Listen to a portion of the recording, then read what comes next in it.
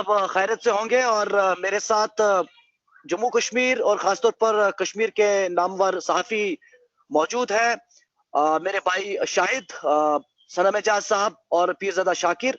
आज आपसे रूबरू होने का यही हमारा यहाँ पर आज मौक़ू है कि कश्मीर और जम्मू कश्मीर में कुल मिलाकर जो कोरोना वायरस की सिचुएशन बनी हुई है, उसको लेकर आखिरकार क्या तैयारियां हैं।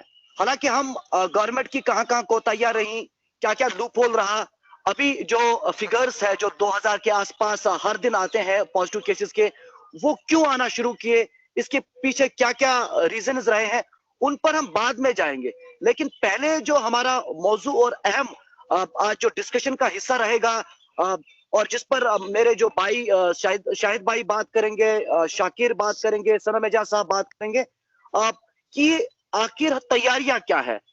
सनम एजाज साहब, पहले आपसे जानना चाहूंगा, सरकार कह रही है कि कोविड डेडिकेटेड हॉस्पिटल्स हमने बनाए कुल मिलाकर 23 जम्मू कश्मीर में। हमारे पास 1705 के आसपास बेड्स है कोविड पेशेंट्स के लिए। हमारे पास ऑक्सीजन जो प्लांट्स है खासतौर पर नॉर्थ कश्मीर, जिसमें कुपवाड़ा और एसडीएस सोपोर में हाल ही में शुरू किया गया। हमारे पास जो सिटी बेस्ड हॉस्पिटल्स है, उनमें कहीं ना कहीं जो 13,000 लीटर्स पर मिनट की कैपेसिटी है जो है ऑक्सीजन बनाने की। हमारे पास जो बाकी मैन्युफैक्चरिंग इंडस्ट्रीज है, उनके पास भी एक अच्छी संख्या जो है ऑक्सीजन जनरेट करने की है। क्योंकि कुल मिलाकर जो अभी दिल्ली, महाराष्ट्र, यूपी, अलग अलग शहरों में जो सिचुएशन हम देख पा रहे हैं, वो या तो ऑक्सीजन को लेकर है, या तो आईसीयू को लेकर है, या तो बेड्स को लेकर है, या तो मेडिसिन को लेकर है। तो क्या कहेंगे, हम कहाँ हैं, जम्मू कश्मीर की क्या तैयारियां हैं? क्योंकि हम कह रहे हैं डोंट पैनिक, प्रशासन कह रहे हैं डोंट पैनिक, लेकिन तैयारियां क्या है? देखिए इरफान भाई, आपने तैयारियों की बात की, तो सबसे पहले मैं ये बताना चाहूंगा, अगर आप तक मेरा ऑडियो आ रहा है, क्लियर आ रहा है, तो मैं आपको ये बताना चाहूंगा, और जो व्यूवर्स हमें देख रहे हैं और जो इंतजामिया के जो लोग देखना चाहते हैं, मैं उन तक ये बात पहुंचाना चाहता हूं कि तैयारियां हमारी सरकार को पिछले 1 साल में करनी थी। जब कोविड हुआ था, उसके बाद हमने फर्स्ट फेज निकाला था, उसके बाद हमें सेकंड फेज, क्योंकि एक्सपर्ट्स बता रहे थे फ्रॉम द डे फर्स्ट के सेकंड फेज आएगा और ये बहुत खतरनाक होगा। और फिर कई बार इस पे बहस भी हुई, सोशल मीडिया पे इस पे कई बार चर्चा भी हुई, लेकिन सरकार ने उस वक्त तैयारी नहीं की। अब जब ये सिचुएशन बनी है, तो इसके लिए कश्मीरी में वो कहावत है कि यूपिस क्या करे शुभ, मतलब जब हवा का तेज रेला आता है तो छोटे छोटे तिनके बहा के वो चला ले जाता है। उसमें इस वक्त वही सिचुएशन जो है हमारी सरकारों की है। हमारी सरकारों ने कुछ किया नहीं अब तक, अब जो करना शुरू कर चुके हैं। देखिए, हमें ऑक्सीजन की परेशानी है, पूरे मुल्क में जो परेशानी हुई है वो बहुत बड़ी परेशानी है। दिल्ली जैसे हेल्थ इंफ्रास्ट्रक्चर के होते हुए वहां शमशान घाटों में लाशें जलाने के लिए जगह नहीं है, कब्रिस्तानों में वक्त नहीं मिल रहा है जलाश। तो हमारा क्या जुगाड़ी सिस्टम है यहाँ पे, हमारा हेल्थ का जो जुगाड़ी सिस्टम है, इसमें हम कहाँ एग्जिस्ट करें? हम एग्जिस्ट ही नहीं कर रहे कहीं पे भी। और इस वक्त हमारी जो एडमिनिस्ट्रेशन है, ये हम सब की जिम्मेदारी है। डोंट पैनिक कहने से पैनिक खत्म नहीं होगा, कोविड खत्म नहीं हो जाएगा। अगर हम पैनिक नहीं करेंगे तो फिर हम जागेंगे नहीं। हमें पैनिक होना है, हमें जागना है इस वक्त, क्योंकि जिस तरह बहुत से दोस्तों ने हमें बताया, बहुत से लोग बता रहे हैं कि सरकारों के लिए हम लोग होते हैं राशन कार्ड का एक आदमी, लेकिन हम अपनी फैमिलीज के लिए, अपने रिश्तेदारों के लिए एक हम उनके सरपरस्त होते हैं। हमारी जिंदा रहना बहुत ज्यादा जरूरी है। सरकार के राशन कार्ड से नाम कट गया, दूसरा दर्ज हो जाएगा, वहां कोई परेशानी नहीं होती है, क्योंकि हर सरकार, दुनिया की हर सरकार का यही शायद अपना हेडरूम मौका। ठीक करें तब तक। हाँ जी जी सर, बताया। तो मैं यहाँ पे बताऊं कि हमने तैयारी न सरकार ने की, लेकिन इस वक्त एक चीज हमें क्रेडिट देना पड़ेगा। ये हमें, ये जो तूफान जो है, ये जो इस वक्त सुनामी है, ये थोड़ी सी लेट आ गई। ये दिल्ली में आई, यूपी में आई, यहाँ पे महाराष्ट्र में आई, या गुजरात में आई, या दूसरी स्टेट में आई, हमें यहाँ आते आते थोड़ा सा इसको टाइम लग गया। तो उससे हमारे बचने की बड़ी कुछ उम्मीद पैदा हुई है। उसमें हमारी सरकार ने कुछ रोल अदा किया, जैसे उन्होंने देखा कि क्या क्या वहां पे कमियां हैं, उनको दूर करने की कोशिश की। और इस वक्त सबसे बड़ी कोशिश सरकार की है कि वो ऑक्सीजन जो प्लांट्स हैं, उनको, नए जो जनरेटिंग प्लांट्स हैं ऑक्सीजन के, उनको लगा रही है, इंस्टॉल कर रही है और कमीशन भी कर रही है। ये भी एक क्रेडिट जाना चाहिए। कुपवाड़ा और सोपोर का जो ऑक्सीजन का प्लांट्स हैं, वो लगभग 10 दिन के अंदर अंदर ही तैयार हुए हैं। पुलवामा में भी आज शाम तक कमीशन हो जाएगा, शोपियां में भी हो जाएगा। लेकिन उसके बाद सवाल ये है, ऑक्सीजन जनरेशन जो होगी ये 1000 क्यूबिक में थी। अल्लाह ना करे अगर हमारे यहाँ 5000 केसेस दिन के आते हैं और उन्हें ऑक्सीजन देना पड़े, तो क्या ये हमारे हॉस्पिटल जो हैं, ये हमारे जो नए ऑक्सीजन प्लांट्स जो हैं, ये उनको कैटर कर पाएंगे? और फिर हमारे यहाँ वेंटिलेटर्स पे अगर पेशेंट चले जाते हैं, तो उन पे क्या, ये सवाल जरूर है सरकार से कि क्या हमारे यहाँ जो वेंटिलेटर्स पे पेशेंट चले जाएंगे, उनके लिए सरकार ने क्या अरेंजमेंट किया है? क्या कोई वेंटिलेटर बढ़ाया है? क्योंकि ऑक्सीजन अकेला कुछ नहीं कर सकता है, हमारे उन पेशेंट्स को वेंटिलेटर चाहिए। मैं आपको आज की मिसाल दूं, श्रीनगर के जेलन अस्पताल में एक 22 साल का नौजवान कोविड का पेशेंट है, उसको वॉशरूम जाना पड़ता है, ऑक्सीजन सिलेंडर लेके जाना पड़ता है, उसको इतनी ऑक्सीजन की जरूरत पड़ती है।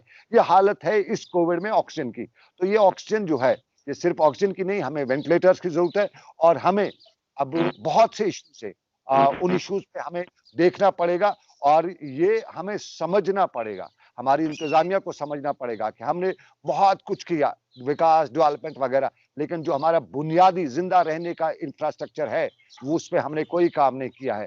आज हम सनम जी वही देख बिल्कुल, रहे हैं, आग लग। आपकी इस बात पर दोबारा आऊंगा कि जो हमारा जिंदा रहने के लिए अहम इंफ्रास्ट्रक्चर है उस पर अभी तक काम नहीं हुआ, और सवाल फिर वही कि अगर पहला वेव जब शुरू हुआ था तब से लेकर अब तक प्रिपेयर्डनेस क्या है? हम ऑक्सीजन प्लांट अब क्यों तैयार कर रहे हैं? हम ऑक्सीजन की दिक्कत पर अभी क्यों विचार कर रहे हैं? शायद इमरान ये बताइए कि सरकार कह रही है कि 1100 से लेकर 17,500 तक के बेड्स कुल मिलाकर जम्मू कश्मीर में इस समय कोविड पेशेंट्स के लिए मौजूद है। आपको लगता है अगर सिचुएशन अगली होती है, दिल्ली महाराष्ट्र में जो हो रहा है अल्लाह बचाए वो ना हो, लेकिन अगर जो अभी स्टेटस है कोविड सिचुएशन का वो उसमें थोड़ा और अगर तेजी आ गई तो फिर कंट्रोल करना मुश्किल हो जाएगा, जिस तरह सनम जी भी अभी कह रहे हैं? बिल्कुल इरफान साहब, आपका बहुत बहुत शुक्रिया। और ठीक करें, हेडरूम भी ठीक करें थोड़ा सा, हेडरूम आपका कट रहा है और आप बात करते रहिए जी। आपने मुझे मौका दिया यहाँ पे बोलने का।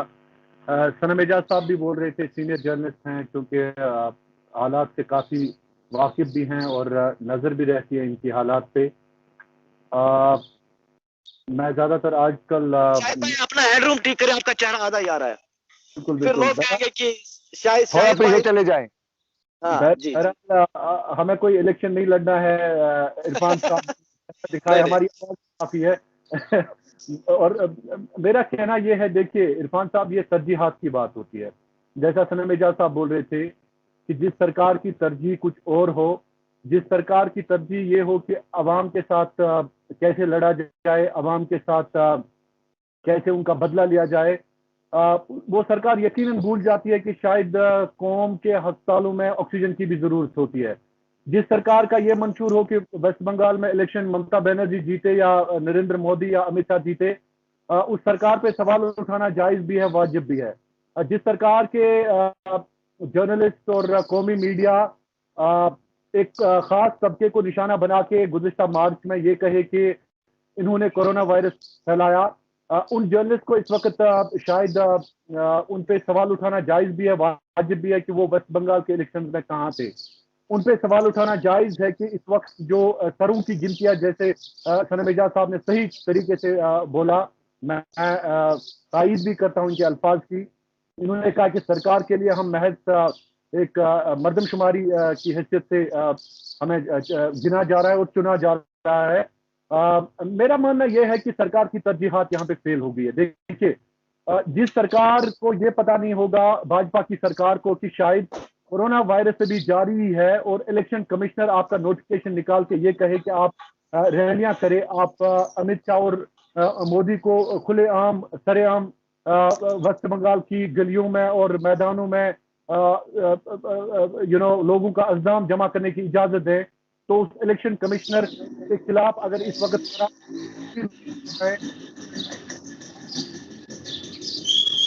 शाहिद भाई आपकी आवाज थोड़ी कट रही है, आप उसको सेट करिए और आपकी बात आगे ले जाते हैं। शाकिर, आप गर्दन भी कट रही है, आवाज भी कट रही है। जिस तरह शाहिद भी कह रहे हैं, सनम जी भी कह रहे हैं कि तैयारियों में कहीं ना कहीं सवाल निशान लग चुका है और इसीलिए सवाल उठ भी रहे हैं, लेकिन कुछ दिनों से जो तेजी दिखाई गई वो तेजी सराहनीय भी है, लेकिन वो बहुत पहले होना चाहिए था वो काम। तो आप कैसे देख रहे हैं? आपको लगता है SGH सोपोर और कुपवाड़ा में जो ऑक्सीजन प्लांट है वो पूरे एंटायर नॉर्थ कश्मीर के लिए काफी होगा?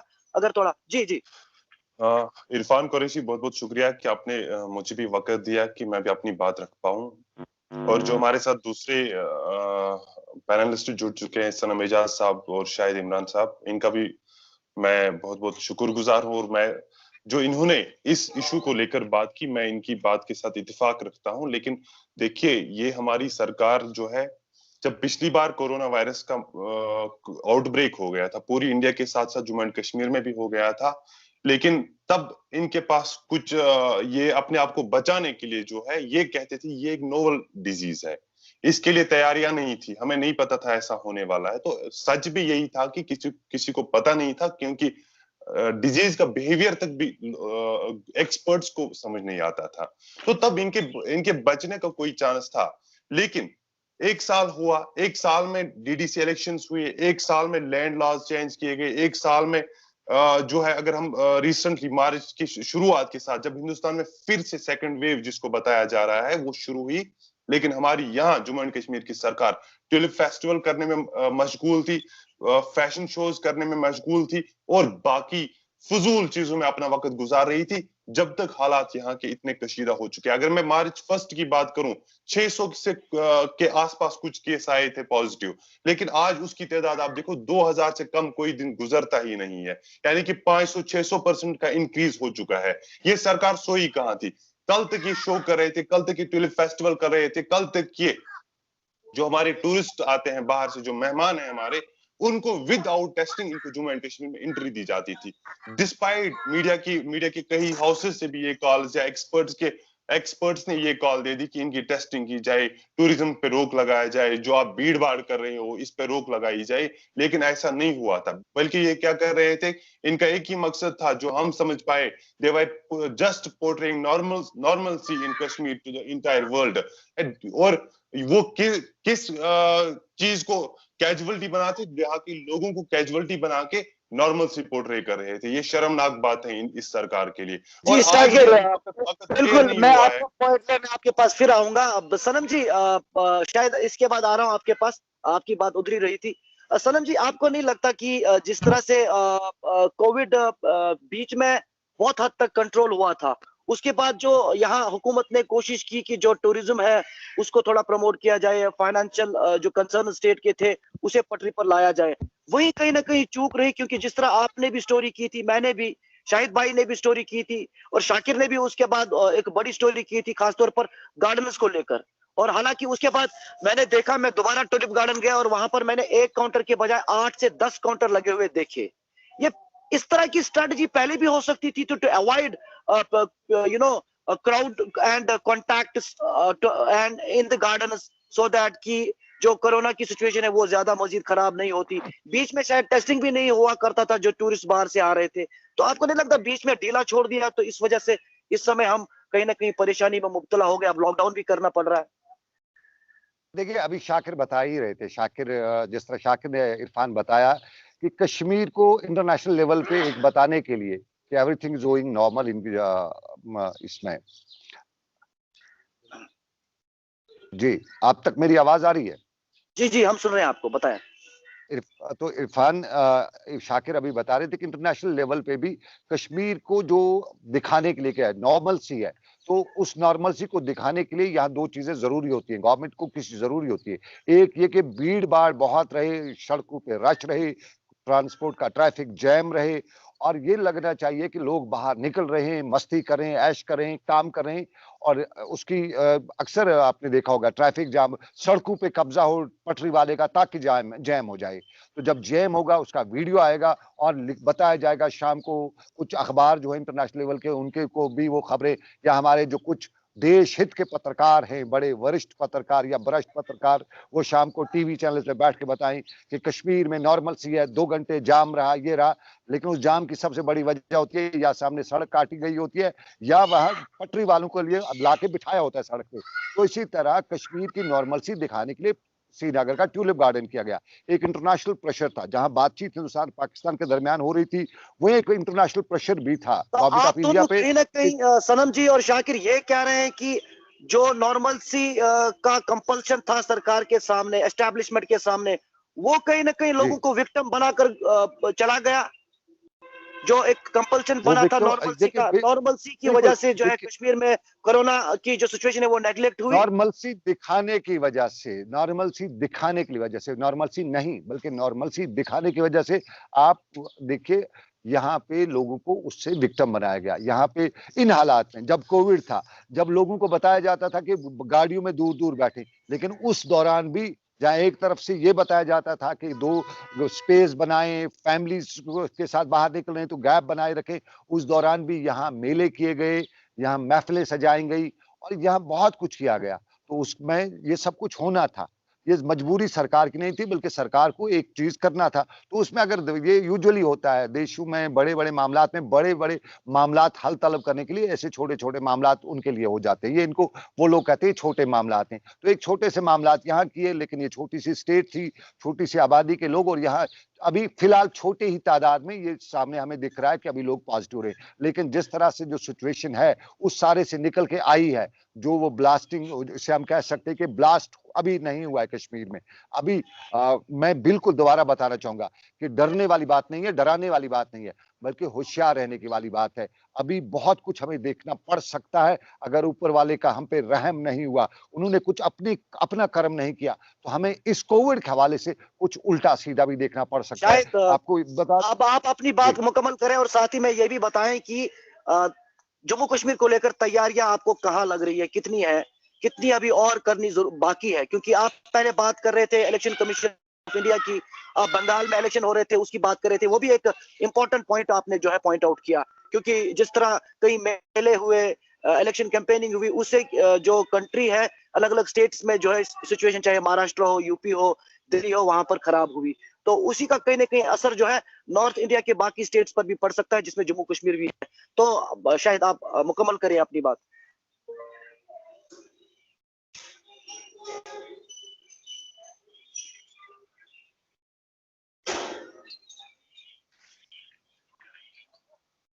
जी शायद।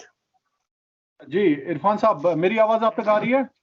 बिल्कुल आ रही है, आप अपनी बिल्कुल बात हम भी मुकम्मल सब सुन रहे हैं, के बताइए। साथ ही में जम्मू कश्मीर में हाल ही में क्या तैयारियां हैं और कितनी, और बाकी आपको क्या लगता है, क्या तज्जिया है, वो बताइए। देखिए इरफान कुरैशी साहब, आपको भी चाहिए कि आप भी उस अंदाज से सरकार को घेरें जिस अंदाज से आपने कोरोना बम का वो रिपोर्ट दिया था। मैंने देखा था आपने ट्यूलिप गार्डन से वो ये। लेकिन देखिए इस वक्त जिम्मेदारियों की बात है इरफान कुरैशी साहब, आपको ये बात समझनी होगी जिस तरह से सनम एजाज भाई ने कहा कि सरकार बेहिसी का शिकार है। आपके डिप्टी गवर्नर जो हैं मनोज सिन्हा जी, वो अगर चंद दिनों तक दिल्ली के आदेश को थोड़ा सा भूल जाएं और उमर अब्दुल्ला और महबूबा मुफ्ती और बाकी लीडरों को छोड़ के वो अवाम पे ध्यान दें कि इस वक्त हमें करने की क्या जरूरत है। देखिए एक खबर ये भी आ रही थी, मैंने सनम एजाज जी से सुना कि रामदेव सर जो मेडिसिन है उनको सप्लाई किया जाता है दिल्ली। तो नहीं इरफान, दिल्ली सप्लाई नहीं किया जाता है। थोड़ा सा मैं आपको वो करेक्ट करूंगा, उस खबर को मैं फॉलो अप कर रहा हूं। मेरे पास जो खबर आ रही है दिल्ली में रामदेव सर और ऑक्सीजन कंसंट्रेटर्स की कमी हो गई है और बहुत ही स्टेट्स में भी है, सिर्फ दिल्ली में ही नहीं है, बहुत ही, क्योंकि वहां पे तूफान है, वहां पे ये इस वक्त एक बहरान है। तो जी, बिल्कुल, उसमें फिर वहां आपने से गलत उसमें जी जी तो वो मुकम्मल जी, करिए। बिल्कुल, मैं आपने थोड़ा गलत सा सुना, मैं इसको करूं। लेकिन देखिए सनम एजाज जी, आप शायद भारत के सरहद पर रहते हैं और उस सरहद पर रहते हैं जहां पे अगर खुदा न ख्वास्ता आपने जैसे कहा कि सूरत हाल बद से बदतरीन हो जाती है, तो मेरे ख्याल में हमारी नस्ल का कत्ल हो जाएगा ऐसे कि हमें पता भी नहीं चलेगा कि हम किस दौर से गुजर रहे हैं। तो मुझे लग रहा है कि इस वक्त सब लोगों को चाहिए कि अपनी जिम्मेदारियां जो है वो हम निभाएं। जर्नलिस्ट को चाहिए कि वो आवाम को अवेयर करें। हाँ, डर जरूरी है आवाम में पैदा करना इस वक्त कि नहीं जी ये जो वायरस है ये जिस तरह से इसको एक नया नाम दिया गया है कि ये इंडियन वायरस है। मुझे नहीं पता कि ये चाइनीज वायरस है कि इंडियन वायरस है, लेकिन दूसरे म्यूटेंट, जो अब ममालिक हैं म्यूटेंट जो आया है वो बहुत अब ही म्यूटेंट है। भयानक है और बहुत ही जो थ्रेट अब क्रिएट कर रहा है, खासतौर पर जो अभी दिल्ली और महाराष्ट्र में सिचुएशन है। बिल्कुल म्यूटेंट जो अब है वो मैंने हाल ही में इरफान डॉक्टर एसोसिएशन इरफान के प्रेसिडेंट से भी बात की थी, वो इन्फ्लुएंजा नहीं एक्सपर्ट्स इरफान भी दो है, चीजें तो उन्होंने कहा कि ये बहुत ही नहीं इरफान भयानक है। जी इरफान, मैं दो चीजें थोड़ा सा पहले क्लियर करना चाहूंगा। एक, जो अभी जो मैंने कहा रामदेव सर की जो बात इनकम्प्लीट रही, क्योंकि अगले फेज में ये कहीं इधर उधर हो जाएगी। ये बड़ी बड़ी हमें इस पर बहुत सोचना पड़ेगा। दिल्ली में ये रामदेव सर और ऑक्सीजन कंसंट्रेटर्स की बहुत कमी हो गई है। और अब कुछ लोग हैं, देखिए हमारी सोसाइटी में हर जगह इस तरह के लोग हैं। वो लोग यहाँ से ये इंजेक्शन जो सरकारी अस्पताल में होता है और वहां से 4,000 के आसपास इसकी कीमत है, उससे वहां से लेके ये दिल्ली ले जाते हैं और वहां 50,000 40,000 में बेचा जाता है।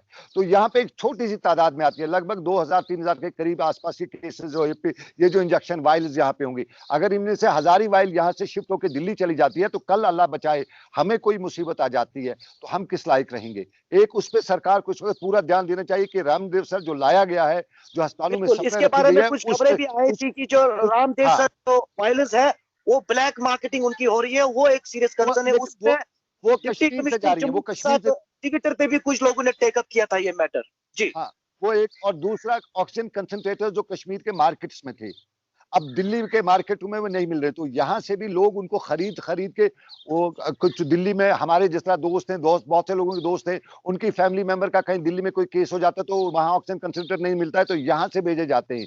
तो अगले दिनों में अगर यहाँ पे ऑक्सीजन कंसंट्रेटर्स की हमें जरूरत पड़ी तो हमारे पास नहीं होगा। एक वो चीज, और दूसरी जिस तरह की अभी इस म्यूटेंट की जो बात की, मैं अभी डॉक्टर जो सलीम साहब है, हमारे नोडल अफसर है या प्रोफेसर है ये जो अपना SMH हॉस्पिटल के, उनसे कुछ देर पहले मैं जब स्टोरी कर रहा था तो मैंने उन्होंने बताया कि जो पिछले साल का वायरस था वो बहुत शरीफ था, अच्छे खानदान का था, और इस साल का जो वायरस है, जो म्यूटेटेड वायरस है, बिल्कुल बताना चाहूंगा, इस साल का जो वायरस है, उन्होंने बताया कि बच्चों तक को ये अटैक कर रहा है, 15 से 20 साल के नौजवानों को अटैक कर रहा है, और जवानों के साथ साथ बुजुर्गों को, हर किसी को अटैक कर रहा है। और उन्होंने ये भी बताया कि ये 2-3 दिन तक पता भी नहीं चलता है, ये वायरस गया होता है और उसके लवर लोग सरम जी, मैं आपको रोकूंगा। शाकिर ने कुछ दिन पहले इस पर स्टोरी भी की थी, और मैंने भी डॉक्टर एसोसिएशन के प्रेसिडेंट और इन्फ्लुएंजा एक्सपर्ट से बात की थी।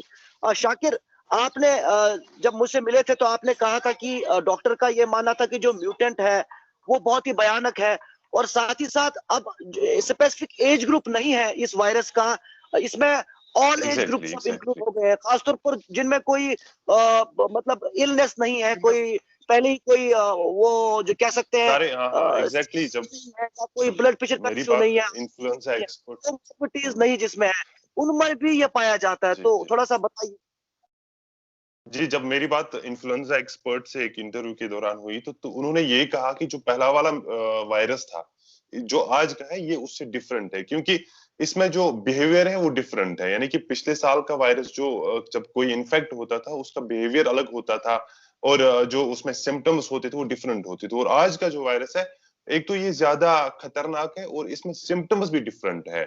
अब उसका ये कहना है कि जो वैक्सीन हम लगा रहे हैं, ये वैक्सीन इसमें जो है जो हम कहें कि फायदेमंद साबित नहीं हो सकता है। जो इंटायरली हम बता दें कि वैक्सीन लगाने के बाद अगर फर्स्ट डोज सेकंड डोज भी ले ले, उसके बाद भी ये इस म्यूटेंट वायरस से बच सकता है, ऐसा पॉसिबल ही नहीं है। बल्कि उसका ये मानना है कि अभी टाइम लगेगा, क्योंकि पिछले साल का जो वायरस था उसको समझने में एक्सपर्ट्स को टाइम लगा, ये कैसे बिहेव करता है और इसके साथ डील कैसे किया जा सकता है, और ऐसे ही इसमें भी टाइम लग सकता है।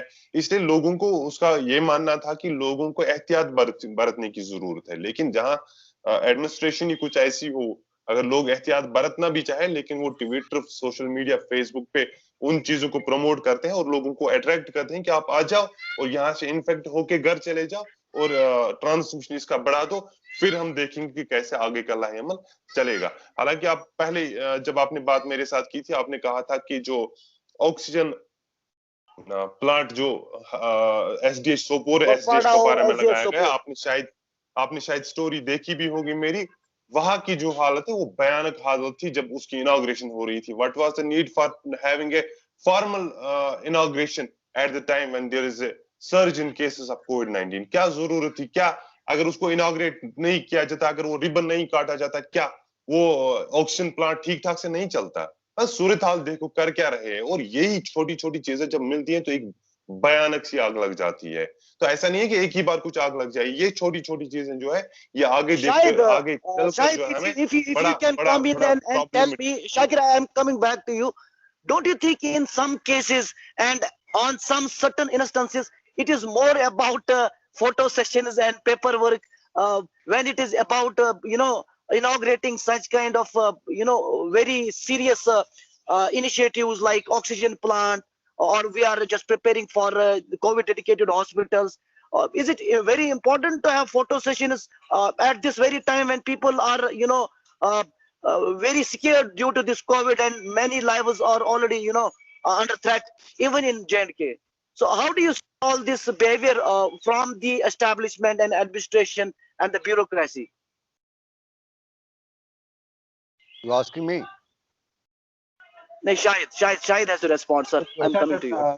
Irfan, see, as far as your question is concerned, I am concerned, you are concerned, Sanam Ejaz, Shakir, we all are concerned about our people. So equally, government of the time should be. But as I earlier told you that as far as this government is concerned, this has taken it actually post-March previous year, they have taken it very much lightly. So the situation is right now out of hand. You can't do anything, as of now. You're Maharashtra, you're Delhi, you're Karnataka, you're Gujarat, you're Tamil Nadu, you're Rajasthan, you're Kerala, your other 12 states. Most probably they are under critical conditions. Let me tell you frankly, this time we are on the knees.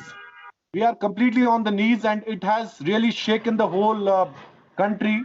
And right now, other parts of the world are, as I earlier told you, that it is Indian virus right now, because 16 lakh cases, 16 million cases you have as of now.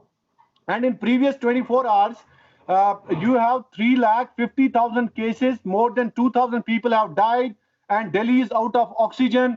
They are lifting oxygen from Germany, they are lifting oxygen from USA. USA has right now, conducted an emergency meeting to help India in this active cases.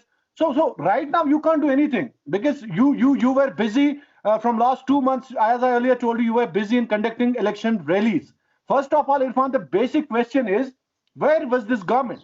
Where was this government from last 3 months? And what about the J&K? If we specifically talk about J&K, you are raising genuine concerns, from across the country. But what about J&K? Do you think it was a serious mistake at the part of the government and administration when they were organizing a Tulip Festival? I was shocked to see in Tulip Garden, when I was there to cover that event, that Lieutenant Governor Manoj Sinha and other secretaries were present on the occasion. And even I left and went to the main gate and heard that the huge crowd is gathered here, and you can see the live corona bomb, and it can turn into a hot spot. Later on, administration swung to action and managed to establish few more counters for the visitors. Don't you think there were serious lapses? मैंने तो पहले ही कहा, जैसे सनम एजाज साहब ने इसको nail किया अच्छे से. इन्होंने कहा कि सियाहत को एक ढाल बना दिया गया. सियाहत को एक ढाल बना के सियासत चलाई गई, दिल्ली की सियासत, जो कश्मीर को आप दिखाना चाहते हैं नॉर्मल, एक नया नॉर्मल. देखिए, मुझे समझ नहीं आता है कि इस गवर्नमेंट के पास आखिरकार इस बीमारी से लड़ने के लिए you need mind, you need technology, you need एक सही सोच. लेकिन जम्मू कश्मीर भी दिल्ली की तरह, देखिए आपका जम्मू कश्मीर भी आने वाले दिनों में, अगर आपने प्रिकॉशंस नहीं ली, अगर आपने वक्त पे अपने हेल्थ सिस्टम जो इस वक्त क्रम्बल हो चुका है, I would say that health system has really come to the knees and it has really crumble. तो सिमिलरली जम्मू कश्मीर का हेल्थ सिस्टम आपको पता ही है. सनम एजाज साहब ज्यादा वाकिफ होंगे. कुपवारा की बात अगर करेंगे, आपके लोलाब में, आपके करना में, आपके टंगडार केरन सेक्टर में, मेरे ख्याल में वहां पे अभी भी आप डिलीवरी नहीं कर सकते, तो कोरोना वायरस से कैसे लड़ सकते हैं आप उड़ी में डिलीवरी नहीं कर सकते, तो कोरोना वायरस से कैसे लड़ा जा सकता है? सनम एजाज जी, आखिरी सवाल, इसके बाद हम वाइंड अप करते हैं. अब ये बताइए कि आपको क्या जी, दोबारा अपने सवाल बताएंगे. हमारे पास ऑलरेडी रिपोर्ट भी करके क्या वो काफी है? क्या तैयारियां जो हमारे पास है, जो गवर्नमेंट कह रही है, वो काफी है? क्योंकि हम दिल्ली नहीं है, महाराष्ट्र नहीं है, हम कोई मेट्रोपॉलिटन सिटी नहीं है जहां पर बड़े बड़े अस्पताल है. क्या हमारे पास तैयारियां काफी हैं, और आगे क्या करने की जरूरत है, ताकि अगर अल्लाह ना करे सिचुएशन मजीद खराब हो तो हम निपट पाए? देखिए इरफान, मैंने पहले ही कहा कि हमारे पास जुगाड़ी इंफ्रास्ट्रक्चर है हेल्थ का. हमारे पास दिल्ली का मैदानता नहीं है, हमारे पास गुड़गांव के बड़े अस्पताल नहीं है, हमारे पास जुगाड़ी अस्पताल है। और ये क्रेडिट हमारे डॉक्टर्स को जाना चाहिए जो इस जुगाड़ी अस्पताल से हमारे यहाँ खिदमत करते हैं, हमारे पेशेंट को बचाते हैं। जुगाड़ी अस्पताल है, यहाँ पे कोई ऐसा नहीं है कि हम कहें हमारे पास बड़ा कोई है। तो इस जुगाड़ी इंफ्रास्ट्रक्चर में हमें उम्मीद सिर्फ अब सही एक बोला, अल्लाह से Very रखनी है। ironic. It's strange और also. उसके बाद हमें अपने जो डॉक्टर्स हैं, जो बहुत ही काबिल तरीन है, अगर उनको दुनिया का बेस्ट इंफ्रास्ट्रक्चर दिया जाए तो यकीन मानिए, आई बिलीव इन दिस, कि हमारे डॉक्टर इस वायरस को उन्होंने कब का भगा दिया होता। लेकिन हमारे पास इंफ्रास्ट्रक्चर, लेकिन फिर भी इससे भी वो मैनेज करते हैं। और दूसरी बात, जिस तरह भी बता रहे थे, कल जो इनॉग्रेशन की बात इन्होंने की, मैं एक चीज, दो चीजें मुझे समझ आ रही है। एक समझ, जो कल इनॉग्रेशन हुए या हो रहे हैं, तो उससे आवाम को कहीं कहीं बूस्ट मिल रहा है कि नहीं, कहीं हमारे इलाके में ऑक्सीजन प्लांट लगे, हम बच जाएंगे। ये बहुत अच्छी चीज है, इन चीजों का इनॉग्रेशन होना चाहिए, थोड़ी सी पब्लिसिटी मिलनी चाहिए ताकि लोगों में हिम्मत बढ़ती है, क्योंकि ये कोविड का वायरस जो है ये हिम्मत घटा देता है। और दूसरी बात, कल के दिन पे मुझे अफसोस है यहाँ की पॉलिटिकल पार्टीज पे, मुझे कांग्रेस पे सबसे बड़ा अफसोस है। 73rd अमेंडमेंट को लेके कल वो उन्होंने अपने जलसे रखे थे, हर जगह पे, श्रीनगर में था, साउथ में थे, कल वहां पे उन्होंने अपने कारकुनों को बुलाया था। मान लिया उन्होंने वहां पे फिजिकल डिस्टेंसिंग रखी थी, लेकिन घर से निकलने की क्या जरूरत है उनके कारकुनों को? आज कहते हैं कि गैरी रूजू घर में बैठिए, लेकिन उन्हें बुलाया। बिल्कुल सनम जी आप शाहिद के पास, क्योंकि we are running out of time, शायद आप बताइए कि तैयारियां हमारे पास जो है क्या काफी है, और अभी भी हमारे पास वक्त है, तो क्या कुछ करना चाहिए, किन चीजों की ओर खासतौर पर ध्यान देना चाहिए फिलहाल, खासतौर पर जो दूर दराज इलाके हैं। सिटी में तो चलो अस्पताल बहुत है, हेल्थ इंफ्रास्ट्रक्चर है, कह रहे हैं कि 13,000 के आसपास ऑक्सीजन पर मिनट लीटर की कैपेसिटी भी है, इंडस्ट्रियल प्लांट्स भी है, लेकिन आप बताइए कि क्या तैयारियां अभी बाकी है जो आप देख पा रहे हैं ग्राउंड में? आप मुझसे पूछ रहे हैं? जी जी शायद। देखिए इरफान साहब, मैं आपको ओपनली बता दूं कि you should hope for the best, and I would not hesitate to say that you should prepare for the worst, because जिस तरह से आपकी इस वक्त प्रिपरेशंस चल रही है, अगर आपने लॉकडाउन करना ही था तो मेरे ख्याल में लॉकडाउन, उस कोरोना बम जो आपने कहा था, कोरोना बम यहाँ पे फैल रहा है टूलिप गार्डन में, तो लॉकडाउन आपको उस दिन वहां पे करना था, वहां पे लोगों को जाने नहीं देना था। अब देखिए, ना उम्मीदी एक मुस्लिम को, एक मुसलमान घुमाते हैं, रात में कर्फ्यू अनाउंस कर देते हैं, हैरानगी की बात है, समझ में नहीं आ रहा who are the people at the helm of the affairs. जी जी बताएं। बिल्कुल बिल्कुल। देखिए इरफान साहब, अब हमें चाहिए कि हम एक रिस्पॉन्सिबल कौम की तरह बिहेव करें। अब देखिए, सरकार से उम्मीदें ज्यादा वाबस्ता नहीं रखनी है आपको, आपको खुद प्रिकॉशंस लेनी है। सबसे बड़ी बात मैं कहूंगा इस वक्त इस प्रोग्राम के दौरान कि खासकर जो हमारी मसाजिद, खानकाएं और मजहबी मकामात हैं, हम सबको चाहिए कि वहां पे भी खुदा के लिए अपनी नस्लों को अगर आपने बचाना है, अपने बुजुर्गों बच्चों को बचाना है, तो खुदा के लिए ये मत कहिए कि ये बातिल की चाल है, ये बातिल की चाल कोई नहीं है, ये छोड़ देनी है की चाल भी नहीं है। मैं ओपनली कहूंगा, ये अगर मोदी की चाल होती तो शायद इमरान खान के कंट्री में वायरस नहीं होता। तो खुदा के लिए आप छोड़ देनी है। कुछ लोग कह रहे हैं ऐसा कुछ है नहीं। बिल्कुल बिल्कुल ऐसा कुछ भी नहीं है, ऐसा कुछ भी नहीं है। आप इसको सीरियसली लें, अपने आप को बचाने के लिए प्रिकॉशंस लें। चलते चलते मैं एक पॉइंट बताना चाहूंगा। देखिए इरफान जी जी, वक्त खत्म हो रहा है, लेकिन एक बात बताना चाहूंगा, हमारे पास, शाकिर के पास बाद में चलिए, हमारे पास इस वक्त ऑक्सीजन प्लांट्स तो बना दिए हैं, लेकिन अगर वहां पे क्राइसिस होती है तो हमारे पास ऑक्सीजन सिलेंडर्स नहीं होंगे। तो हमें सरकार को पहले चाहिए कि वो सरकार सिलेंडर्स का अरेंज करिए, सिलेंडर्स तैयार रखिए। हमें क्राइसिस हो सकती है, इससे कोई भी शक नहीं है। मेरा ये मानना है कि क्राइसिस हो सकती है, और इस क्राइसिस में सरकार को आवाम के साथ मिलकर काम करना होगा। और सरकार जहां, देखिए बहुत नौजवान सब तैयार है सरकार को अपना सपोर्ट देने के लिए, लेकिन कहीं ना कहीं सरकार को फ्रंट फुट पे आना पड़ेगा। और इंपॉर्टेंट है सरकार को इस वक्त वो ऑक्सीजन के सिलेंडर्स जो हैं वो सिलेंडर्स तैयार रखे। बेड्स कहीं पे भी जमीन पे लिटा के ऑक्सीजन दिया जा सकता है, रोड पे दिया जा सकता है, जिस तरह दिल्ली में देखा, लेकिन ये सिलेंडर्स होंगे तो तभी दिया जा सकता है। बाकी अस्पतालों के अंदर जो सिचुएशन है उस पर इंशाल्लाह बाकी आप लोग जानते हैं, लेकिन हमें भरोसा भी करना चाहिए। इस वक्त कहीं ना कहीं हमें सरकार को भी सपोर्ट देना चाहिए। हम सब लोगों को चाहिए सरकार को इस वक्त आए, सरकार ने बहुत गलत किया है, सरकार ने कुछ अच्छा नहीं किया कि हम कहें कि यहाँ, लेकिन इस वक्त इस क्राइसिस में सरकार की गलतियों को एक तरफ रखे, हमें सरकार को सपोर्ट करना चाहिए, हमें आना चाहिए, उनको बताना चाहिए, और उनको अगर हमारी जरूरत होगी हम लोगों को भी आगे बढ़ना चाहिए। बिल्कुल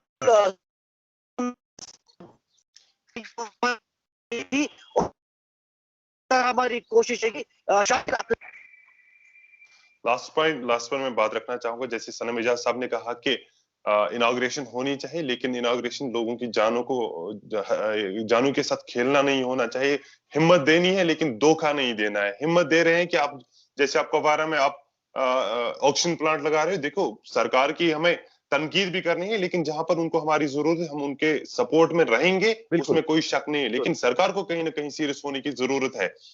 जहां जहां कल उन्होंने ऑक्सीजन प्लांट वहां पे लगाया, लेकिन जब मैंने वहां के एक सीनियर डॉक्टर से बात की, उन्होंने कहा इसका कोई फायदा नहीं है। मुझे नहीं, क्यों फायदा क्यों नहीं, कि जब एक कोविड पेशेंट, कोविड के रिलेटेड खासकर बात करते हो, जब कोविड पेशेंट की सैचुरेशन जो है, ऑक्सीजन सैचुरेशन 60 से नीचे चली जाती है, तो उसको वहां श्रीनगर रेफर करना पड़ता है।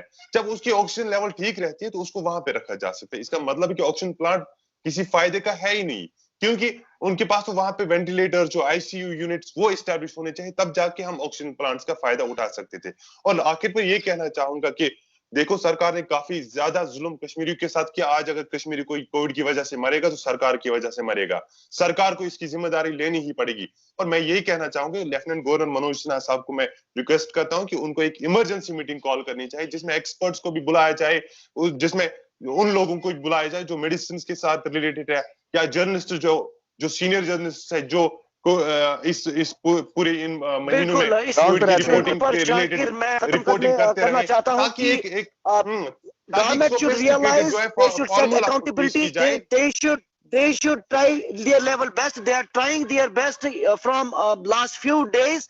It is little late, but not too late. We can still prepare and have good preparation. Avoid facilities. Build and establish enough COVID dedicated healthcare setup in J&K.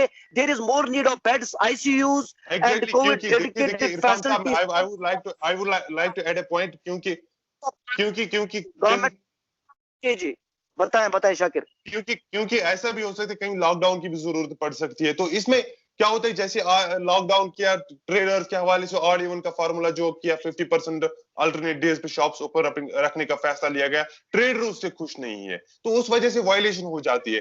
देखिए, सब स्टेक होल्डर्स को on board लिया जाए और discussion किया जाए। इसमें lieutenant governor के कैबिनेटशिप के अंडर एक मीटिंग होनी चाहिए, ताकि तब जाके कोई एक फार्मूला पेश किया जा सकता है। ऑन बोर्ड लेना चाहिए, और जो तैयारियां अभी तक की गई कंट्रोल करने के लिए, उसमें बहुत सारी सराहनीय भी थी, बहुत सारी ऐसी भी थी जिन पर सवाल उठ रहे हैं, और जिन पर सवाल उठ रहे हैं उन पर सरकार को काम करना चाहिए। और अभी भी हम बहुत कुछ कर सकते हैं, ज्यादा लेट नहीं हुआ है। and we can save our people at right time. We can have best facilities. We can minimize the loss. Accountability, that who were the people who are responsible for this chaotic situation in J&K, जो अभी 2000 cases तक आ चुके हैं per day.